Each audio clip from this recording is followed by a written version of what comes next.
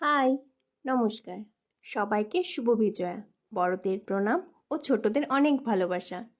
Daily যখন শর্টসগুলো upload করি তখন মজাই লাগে, কিন্তু হঠাৎ কোনো একদিন কোনো কারণে যদি মিস হয়ে যায়, তারপর যে আপলোড করব ভেবেও আপলোড করা হয় না। এরপর ল্যাদ লেগে যায়, এরপরে তো দেওয়াই হয় না। আমার সাথেও তাই হলো এবার। অষ্টমীর হোল নাইট যে ঘুরলাম, সেটার ব্লগটাই এখনো পর্যন্ত দেওয়া হয়নি। আমি তো 1 মিনিট করে দিচ্ছিলাম শর্টস হিসেবে, অনেক দিন ভয়েস ওভারও করিনি। তো আজকে ভাবলাম কিছু মনের কথা শেয়ারও করা যাক, আর তোমাদের সঙ্গে এই ব্লগটাও শেয়ার করি।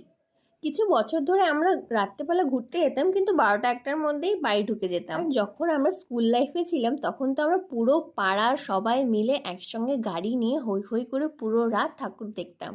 এই বছর তাই করলাম। শুধু আমরা তিনজনই ছিলাম। শিলিগুড়ির সব থেকে ভালো ভালো ঠাকুরগুলো আমরা তিনজন মিলে পুরো রাত জুড়ে দেখলাম। দারুণ মজা করে ভিড় ঠেলে সুন্দর সুন্দর ঠাকুরের প্রতিমা দেখে কখন যে ভোর হয়ে গেল, সময় যে কি করে পেরিয়ে গেল কিচ্ছুই বোঝা গেল না। মা 4 দিন আসে, কিন্তু এই 4 দিনে তাদের সন্তানদের এত আনন্দ দিয়ে যায় যা বলার মতন না। যা এইসব ছোট ছোট ঘুরতে যাওয়া, একসঙ্গে থাকা, তার মাধ্যমে প্রকাশিত হয়।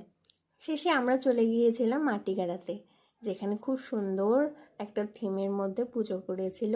তোমাদের পুজো কেমন কাটলো? তোমরা কি কি করলে আমাকে জানিও। আর কোথায় ঠাকুর দেখলে? আমি যেসব ঠাকুর দেখেছি তার মধ্যে কি কোনোটা তোমরাও দেখেছো? দেখে থাকলে জানিও। আজ থেকে আমি আবার ডেলি ব্লগ চালু করলাম। তোমরা আবার আমাকে সেরকম ভালোবাসা দিও, আমার এই ছোটো ছোটো ব্লগগুলো এনজয় করো, আর কিছু ভালো লাগলে কমেন্টে জানিও।